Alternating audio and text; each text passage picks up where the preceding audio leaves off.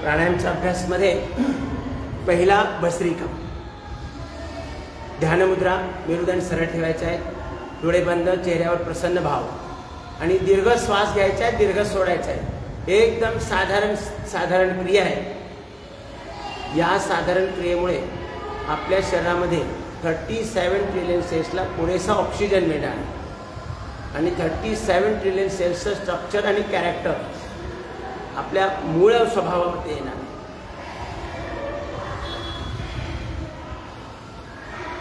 जास्तीत जास्त दीर्घ घ्यायचा प्रयत्न करायचा आहे, जास्तीत जास्त दीर्घ सोडायचा प्रयत्न करायचा आहे.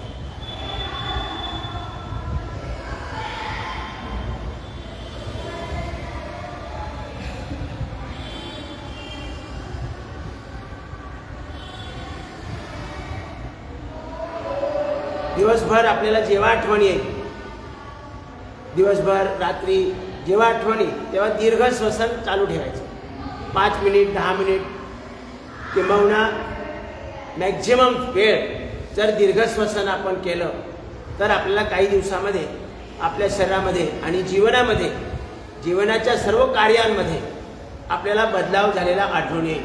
कारण जीवनाच्या कार्यामध्ये कसा होईल तर आपला ब्रेन शक्तिशाली झाल्यामुळे आपण योग्य दिशेने कार्य करू, योग्य दिशाने चाल करू. त्याच्यामुळे आपल्या जीवनामध्ये सुद्धा फरक होणार आहे, नवीन जीवन प्राप्त होणार आहे.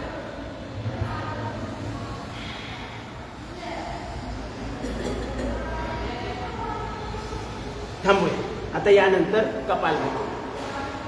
अपान मुद्रा लावायची, वेगवेगळ्या मुद्रा, वेगवेगळ्या अॅक्युप्रेशर आणि केवळ नाकाने हवेचा धक्का बाहेर द्यायचा आहे, म्हणजे शिंकायचं आहे. एका सेकंदाला एक वेळ शिंकायचा आहे. अगदी सहज क्रिया आहे.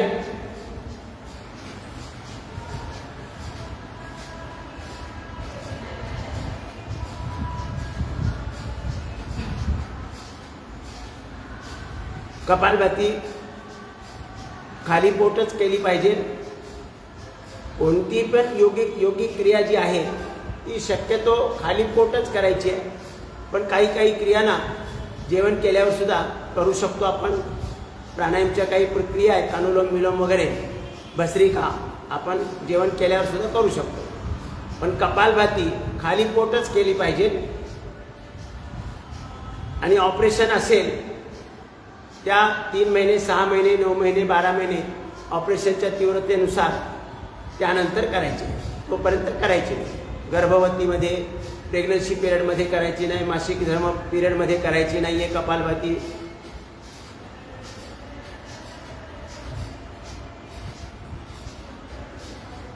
एका कपालभातीमुळे आपल्या संपूर्ण शरीरामध्ये जे काही सिस्टम आहे, एनर्जी सेंटर्स आहेत, त्याला आपण चक्र बोलतो, ते सर्वच्या सर्व ॲक्टिव्ह आणि बॅलन्स होणार आहे. ज्या एनर्जी सेंटर्सद्वारे प्रकृतीमधून, ब्रह्मांडामधून आवश्यक एनर्जी अवशोषित करून आपल्या शरीराचं आरोग्य आणि आपल्या जीवनाचं आरोग्य योग्य प्रकारे संचालित करण्याचं कार्य या एनर्जी सेंटर्स, या चक्राकडून किंवा या सिस्टमकडून केलं जातं.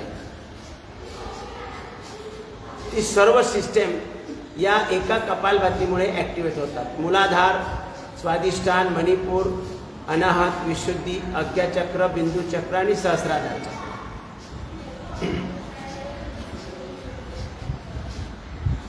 Reproductive system, excretory system, digestive, skeleton, respiratory, circulatory, nervous आणि एंडोक्राइन सिस्टम.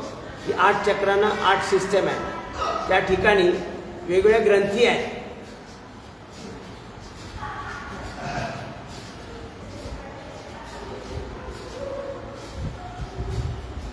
हे चक्र बोलतो तिकडे काही कोई वेगळा असा पार्ट वगैरे नाही आहे. एका ठिकाणी एक बिंदू, त्या बिंदूजवळ आपल्या 72 कोटी 72,10,201 नसनाड्या एकत्र येतात. त्या बिंदूला तो एनर्जी सेंटर, तो ब्लाइंड आहे, तिथे ग्रंथी आहे.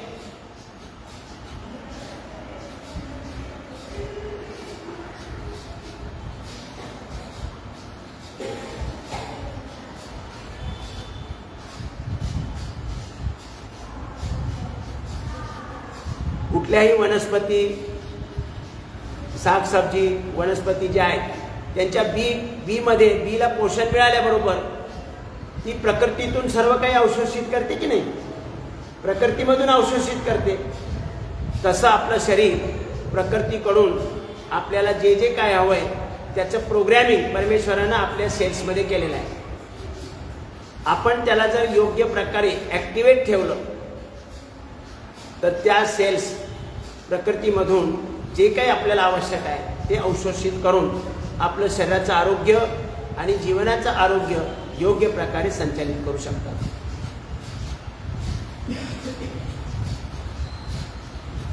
अगदी साधं सोपं आहे बघा. पाचन ठीक पाहिजे आणि सर्क्युलेशन ठीक पाहिजे आणि त्याच्यासाठी अगदी प्राथमिक गरज आहे जीवनशैली योग्य पाहिजे. जीवनशैली, आहार, विचार आणि श्रम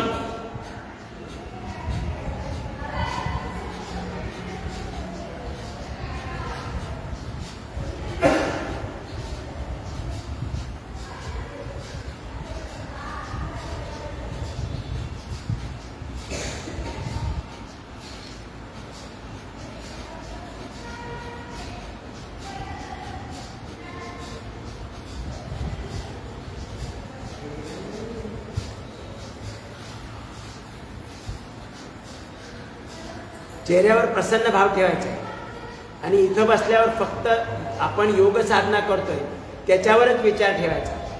ते घरी काय संपलेलं आहे, जाता जाता काय घ्यायचं आहे हा विचार नाही पाहिजे. आलं संपलंय का, कोथिंबीर आहे का, असला विचार करत बसायचा नाही. पूर्णपणे इथे योग साधनेच्या अभ्यासामध्ये लक्ष केंद्रित करायचं आणि आपल्या मनामध्ये तसा विचार पण ठेवायचा, प्रभू कृपेनं माझा एक एक अंग शक्तिशाली होतोय असा विचार मनामध्ये ठेवायचा.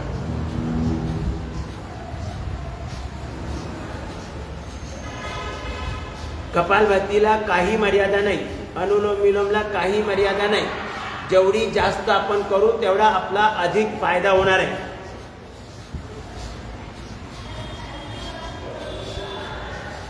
शरीरामध्ये कुठेही गाठी असतील, फायब्रॉइड्स असतील, सिस्ट असतील, ते आपोआप सर्व वितळून जाणार आहे.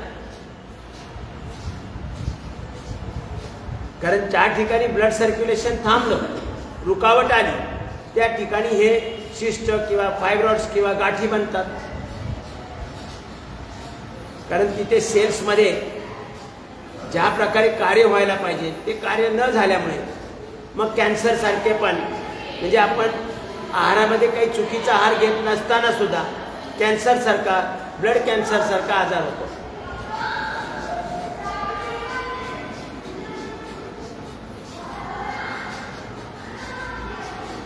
ब्लड सर्क्युलेशन जर स्पीडने होत असेल तर आपल्याला कोणत्याही प्रकारच्या समस्येला, आजाराला तोंड द्यावं लागणार नाही.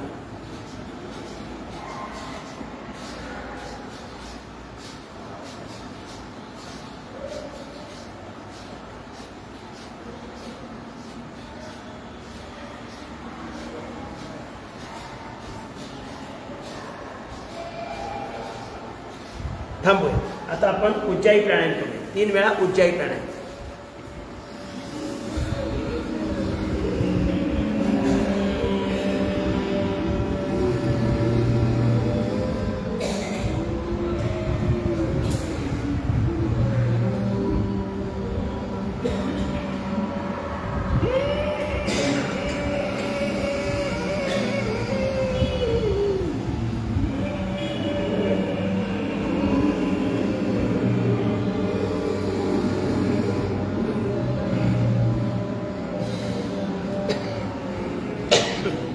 थायरॉइडचं कार्य, विशुद्धी चक्राचं कार्य योग्य असेल तर आपले आचार, विचार, उच्चार पवित्र होणार आहे. आपली वाणी पवित्र होणार आहे, प्रभावशाली बनणार आहे. आपली कम्युनिकेशन पॉवर, आपलं प्रेझेंटेशन उत्कृष्ट होणार आहे, प्रभावशाली होणार आहे.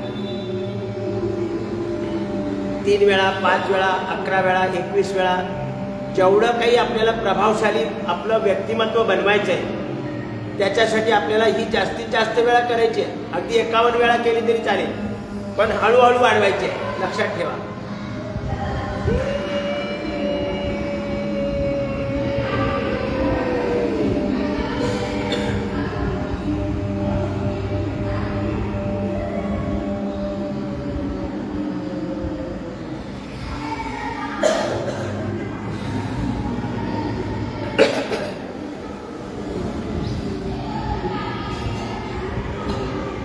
आता यानंतर आपण अनुलोम विलोम करूया. अनुलोम विलोम 5 ते 7 मिनिट आणि सर्वांनी करा. अनुलोम विलोम इतकं प्रभावशाली आहे आणि इतकं उपयोगी आहे की त्याचं महत्त्व लोकांना कळत नाही, म्हणून अनुलोम विलोम करतच नाही आहेत. एक हात थकला तर दुसऱ्या हाताने करा असा, पण डाव्या नाकपुडीनेच घ्यायला सुरुवात करायची. लक्षात ठेवा, जरी तुम्ही डाव्या हाताने घ्यायचं सुरुवात केली तरी सुद्धा असं आपण या अंगठ्यानं उजवी नाकपुडी बंद करून डावीने घेतो, तसं समजा उजवा हात थकला तर डाव्या हाताने घेताना सुद्धा श्वास डाव्या नाकपुडीनेच घ्यायला सुरुवात करायची. पहिल्यांदा राईट बंद करायची अशी.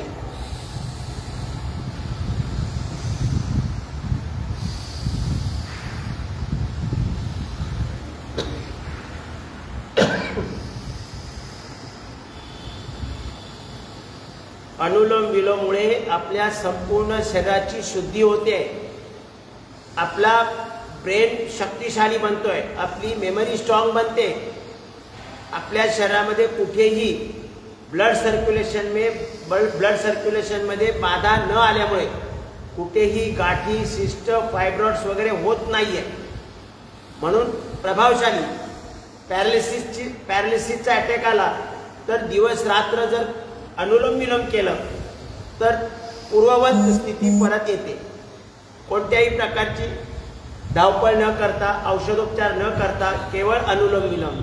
अनुलोम विलोममुळे आपल्या सर्वच्या सर्व नसनाड्या 72,72,10,201 नसनाड्यांची शुद्धी होते.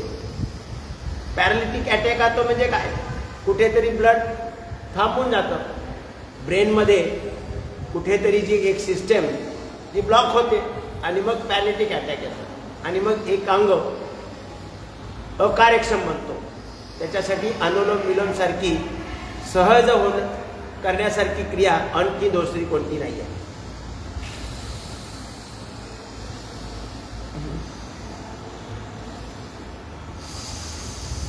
दीर्घ घ्यायचा आहे, दीर्घ सोडायचा आहे. चंद्रनाडी सूर्यनाडीमुळे थंडी गरम हवा जाऊन आपल्या संपूर्ण फुफ्फुसामध्ये जे काही 7 कोटी 20 लाख वायुकोश बलून्स आहेत त्यांची शुद्धी होणार आहे. आणि आपण दीर्घ श्वसन करतो तेव्हा जास्तीत जास्त वायू आणि त्या जास्तीत जास्त वायूबरोबर जास्तीत जास्त ऑक्सिजन आपल्या लंग्समध्ये उपलब्ध होणार आहे. आणि मग तिथून आपला हिमोग्लोबिन ऑक्सिजनला ॲब्सॉर्ब करून 37 ट्रिलियन सेल्सपर्यंत घेऊन जाणार आहे.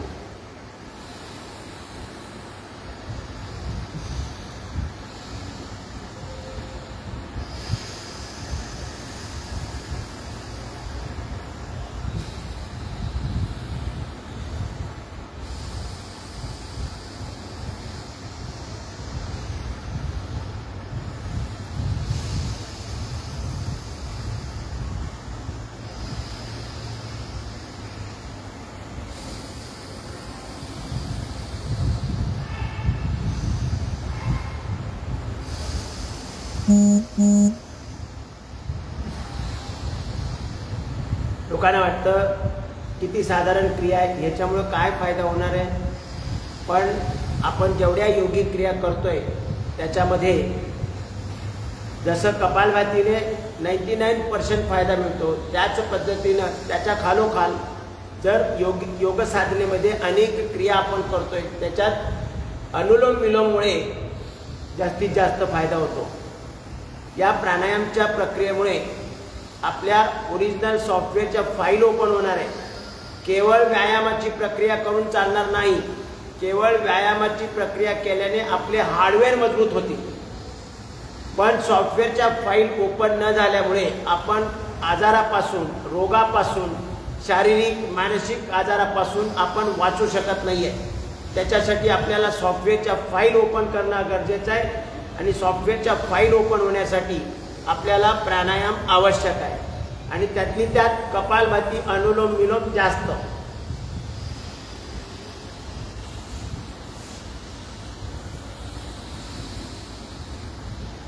प्रयत्न करायचा आहे, दीर्घ घ्यायचा आहे, दीर्घ सोडायचा आहे.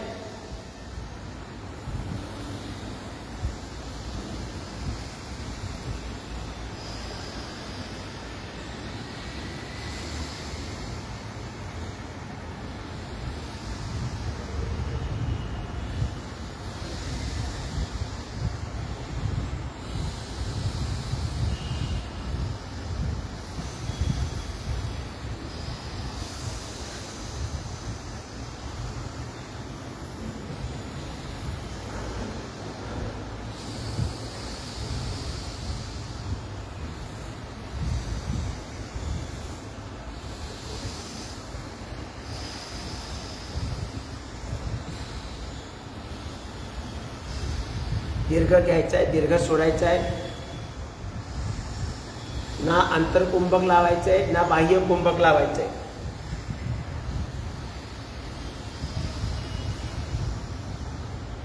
दिवसभर जर आपल्याला हलकं हलकं वाटावं असं वाटत असेल, फ्रेश वाटावं तर वाटत असेल, तर अनुलोम विलोम किमान 10 मिनिट तरी करा. 10 मिनिट अनुलोम विलोम. दिवसभर आपल्याला कंटाळा येणार नाही, कारण ऑक्सिजन एकेका सेलला पुरेसा मिळाल्यामुळं एक एक सेल ही एनर्जाइज राहणार आहे. दिवसभर 24 आवर्स एनर्जाइज राहणार आहे. सेलमध्ये कमजोरी आली, सेल जर योग्य प्रकारे हार्मोन निर्मिती करत नाही आहेत, तेव्हा मग आपल्याला आळस येतो, झोप येते, कंटाळा येतो, कुठलंही काम करण्याचा उत्साह राहत नाही आहे. त्याचं कारण आहे हार्मोनची कमी. वेगवेगळ्या सेल्समध्ये वेगवेगळ्या अंगामध्ये हार्मोनची कमी निर्मिती झाली की मग आपल्याला आळस येतो, झोप येते. याच्यासाठी आपल्याला प्राणायाम जास्त करणं गरजेचं आहे. आपले पंचप्राण, प्राण अपान उदान समान व्यान देवदत्त नाग कृंकल कुर्म आणि धनंजय, हे 5 प्राण आणि 5 उपप्राण ही आपली प्राईम रिक्वायरमेंट आहे. आणि याच्यासाठी आपल्याला हे अनुलोम विलोम जास्त करणं गरजेचं आहे. भस्त्रिका जास्त करणं गरजेचं आहे.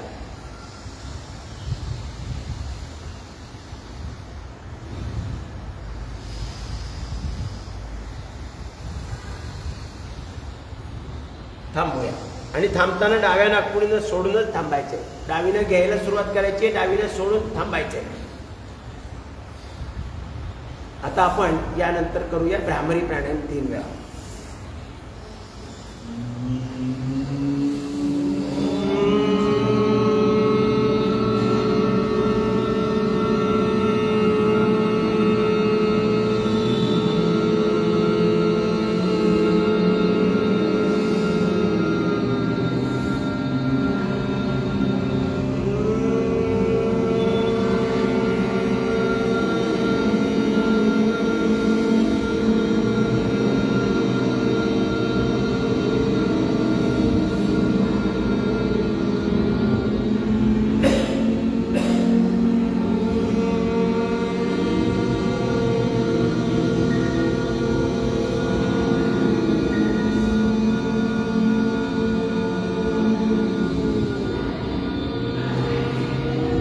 विश्राम. आपल्याला ताणतणाव येण्याचं कारण आपणच आहोत. आपल्या ब्रेनला ऑक्सिजनेटेड ब्लड पुरेसं जात नाहीये आणि मग ब्रेन कमजोर होतो आणि मग छोटीशी समस्या सुद्धा हिमालयासारखी वाटते. बापरे, आता कधी व्हायचं, आणि मग तणाव येतो. तर त्याच्यासाठी आपल्याला हे भ्रामरी प्राणायाम, ज्यांना तणाव जास्त येतो, स्ट्रेस लेवल ज्यांना जास्त आहे, त्यांनी 11 वेळा 21 वेळा सुद्धा भ्रामरी प्राणायाम करून आपल्या या ठिकाणी जो कफ भरलेला आहे, ज्याच्यामुळे ब्लड सर्क्युलेशन न झाल्यामुळे ऑक्सिजनेटेड ब्लड आपल्या ब्रेनला जात नाही आणि मग ब्रेन कमजोर होतो, म्हणून मग तणाव येतो. तर त्याच्यासाठी भ्रामरी प्राणायाम जास्त करायचा. 11 वेळा 21 वेळा 51 वेळा करू शकता. म्हणजे ताणतणावासाठी वेगवेगळं काहीतरी तणावमुक्ती केंद्र आहेत की नाही, तणावमुक्ती केंद्र आहेत. पैसे देऊन तणावमुक्ती केंद्राला जायची गरज नाही. केवळ हा साधा भ्रामरी प्राणायाम जास्त केला, अनुलोम विलोम जास्त केलं की आपलं काम भागणार आहे. उद्गीत आणि प्रणव.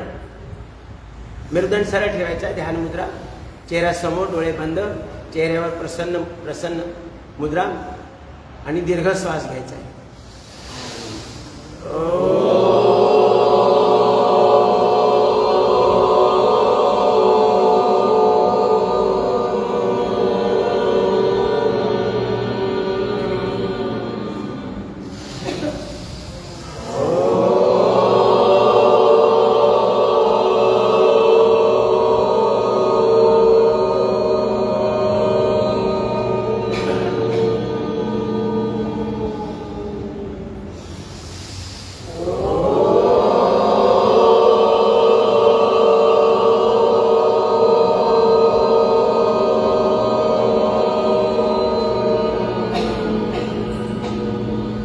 संपूर्ण शांती.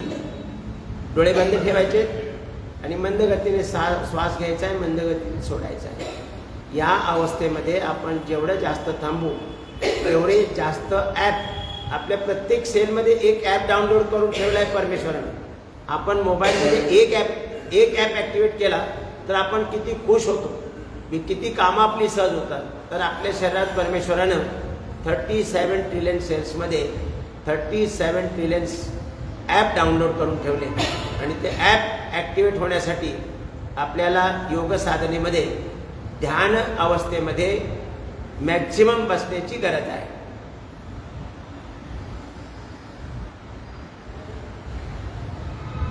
जर आपल्याला जीवन सहज बनवायचं असेल, जीवनामध्ये कोणत्याही अडचणी आल्या तर त्या सहजपणे सोडवण्यासाठी आपल्या माइंडमधून, आपल्या ब्रेनमधून कल्पना आपल्याला मिळाली पाहिजे. त्याच्यासाठी आपल्याला ॲप ॲक्टिवेट झाले पाहिजे आणि हे ॲप ॲक्टिवेट होणार आहे ध्यान अवस्थेत बसल्यामुळे.